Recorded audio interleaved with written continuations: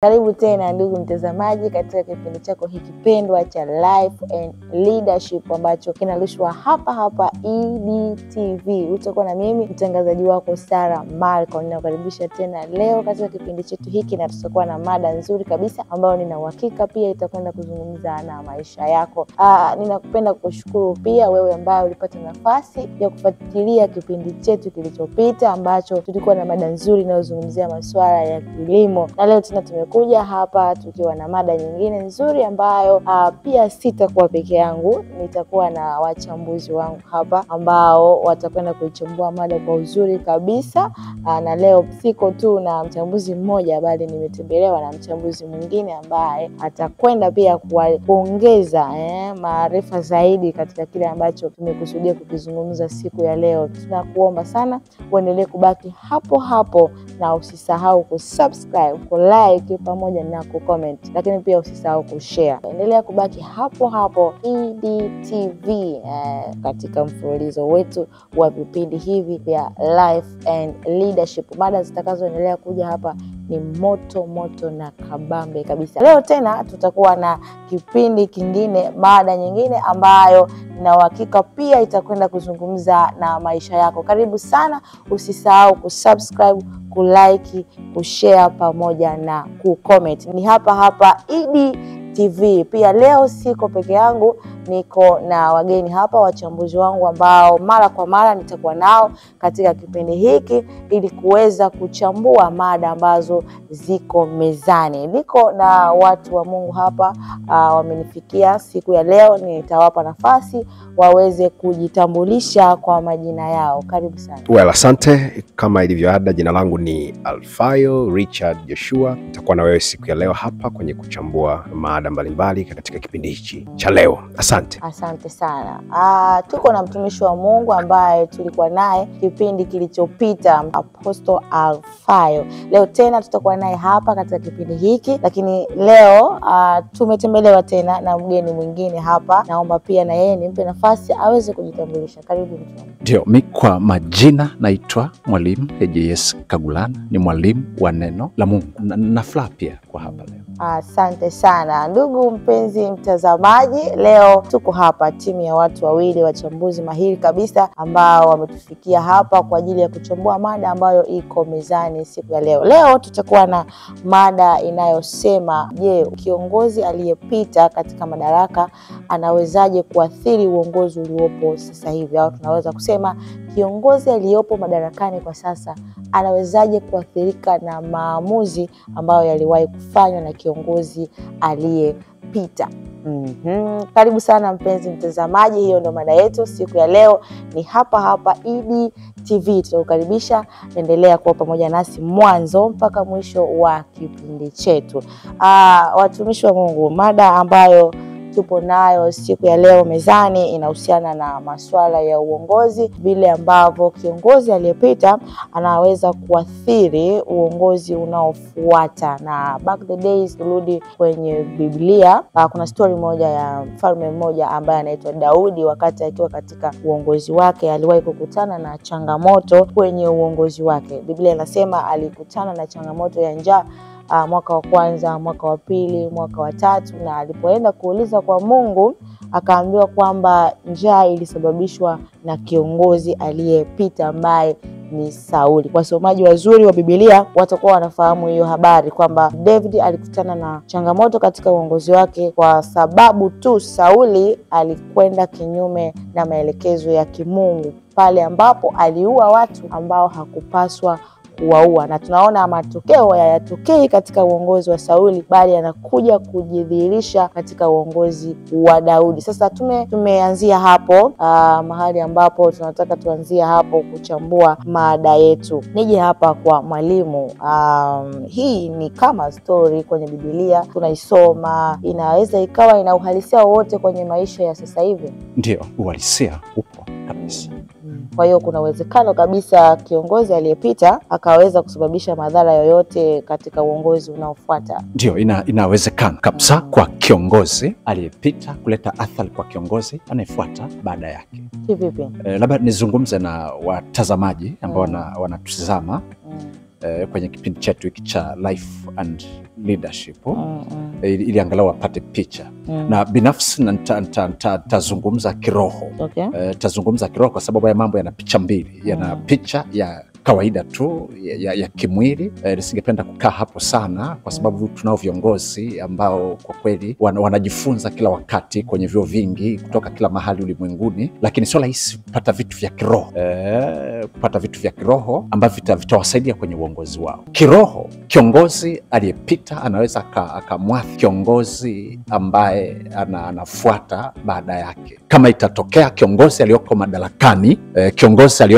madarakani hatafata amri za Mungu au maelekezo ya Mungu. Kwa mfano, kama kiongozi aliyoko madarakani, kama ni wa kuchaguliwa na wananchi au amelisi kiti, kama itatokea baada ya kuwa kwenye nafasi yake akawa na mwaga damu za watu wasiokuwa na hatia, zitainajisi ardhi itakuwa najisi kabisa. Kama itatokea akatoka kwenye nafasi yake na akaja mtu mwingine, kuna uwezekano kiongozi anayefuata baada yake kukuta ardhi ikiwa najisi. Sio rahisi kwake kupata matokeo anayotakiwa kuyapata. Kwa mfano, kwenye utawala wake Wizara ya Kilimo itawekeza kwenye kilimo na ardhi ni najisi, uwezekano wa watu kupata matokeo shambani unakuwa mdogo kidogo, au wanaweza wasipate kabisa. Na kwa sababu hiyo sasa njaa inaweza ikatokea katika nchi, na hiyo njaa ikasumbua watu, ikaleta shida kubwa kabisa. Na hii iliwahi kutokea. Ukisoma kwenye kitabu cha Samueli wa kwanza utaona kuna habari hapo. Utaona Sauli alikuwa mfalme kwa wakati fulani katika nchi ya Israeli, na wakati wa utawala wake alimwaga damu za watu wasiokuwa na hatia. Baada ya kumwaga damu za watu wasiokuwa na hatia, njaa ikatokea kwenye utawala wa mfalme mwingine ambaye alikuwa anaitwa Daudi, na ile njaa ikamtesa Daudi kwa kiwango kikubwa kabisa, kiasi kwamba ilileta shida kubwa. Lakini tunamshukuru Mungu kwamba Daudi baada ya kupata ile changamoto alienda mbele za Mungu, akaomba, Mungu akawa amemsaidia. Kwa hiyo inawezekana kabisa kwa kiongozi aliyoko madarakani sasa kutenda makosa, kufanya mambo ambayo hayafai kwa jinsi ya kiroho.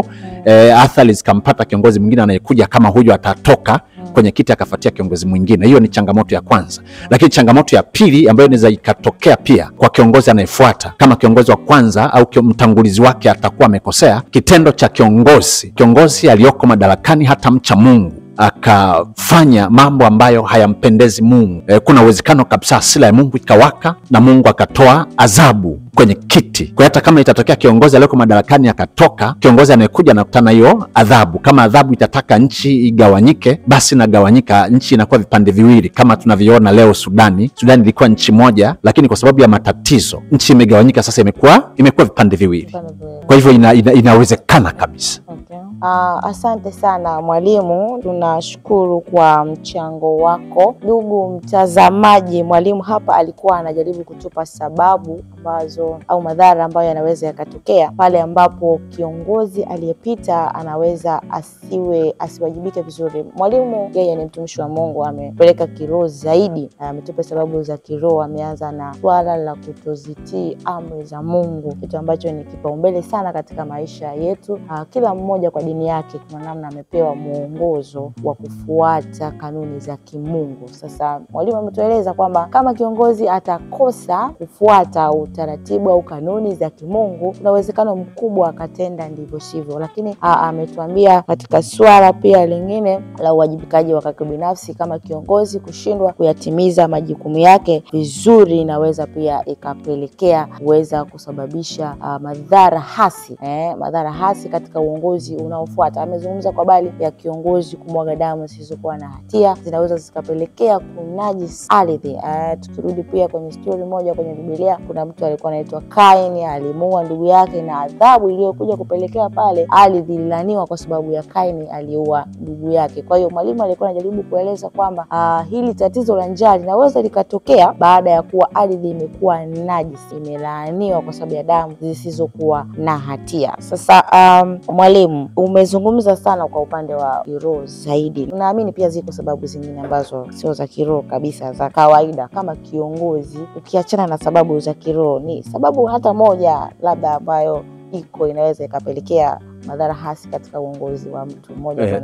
Ndio, ipo. Sababu ya kwanza ikapelekea kwa kiongozi anayemaliza muda wake kuleta changamoto au athari hasi kwa kiongozi anayefuata ni matumizi mabaya ya mamlaka. Kama kiongozi aliyoko madarakani atatumia mamlaka yake vibaya, kwa mfano atatumia mamlaka yake kwa ajili watu kwenye ofisi ambao hawana sifa, kama ni watu wa mipango miji, anatafuta watu ambao hawana sifa kabisa, au ndio anawachukua anaweka kwenye nafasi labda kwa sababu ya ujamaa au kwa sababu ya kujuana, na vyovyote vile.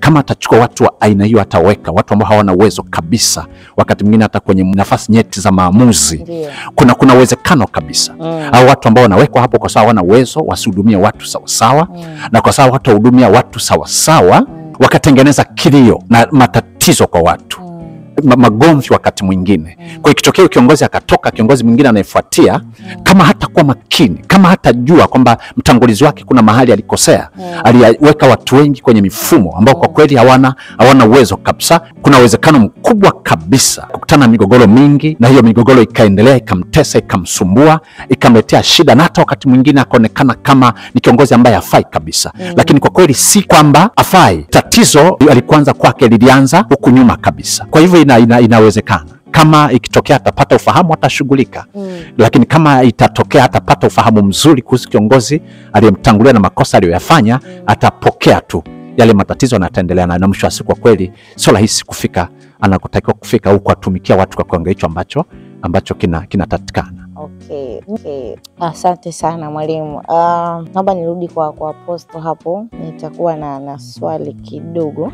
Mwalimu ametueleza vizuri kwa habari ya jinsi ambavyo influence ya watu inaweza ikaleta matokeo hasi au chanya katika uongozi. Sasa Apostle, hawa watu kwa jinsi ambavyo mwalimu ametueleza hapa, inaonekana kabisa kuna umuhimu kati ya kiongozi na watu kuwa katika ushirika, niseme, yani kuwa sambamba katika kuyatumikia maono. Sasa tulitaka tujue sisi kama wasikilizaji wa mada kwamba kiongozi aliyopo kwenye madaraka anaweza akafanya nini ili kujenga ushirikiano na watu ambao anawaongoza. Asante. Kiongozi anaweza akafanya nini ili kuimarisha ushirikiano ama uhusiano na watu ambao anawaongoza? Well, yapo mambo kadhaa, lakini nianze na hili moja, kwa sababu kiongozi kwanza ni mtu anayetoka katikati ya watu. Yes. Kwa hiyo anafahamu shida na matatizo ya watu, kwa sababu hiyo ndio sifa namba moja. Kiongozi hawezi, mfano Tanzania tunataka kiongozi, hatuwezi kwenda kumtafuta labda Sudan au Kenya au Uganda. Kwa hiyo lazima atoke katikati yetu, kwa sababu tukiamini ya kwamba atakuwa anafahamu, anatufahamu vizuri, anafahamu yale tunayapitia. Kwa hiyo tukija kusema kwamba nini kifanyike, nafikiri kama siko sawa, yani kiongozi afanye nini ili kudumisha ule ushirikiano. Well, nafikiri ni kusimamia kwa uthabiti yale maono ambayo umejiwekea.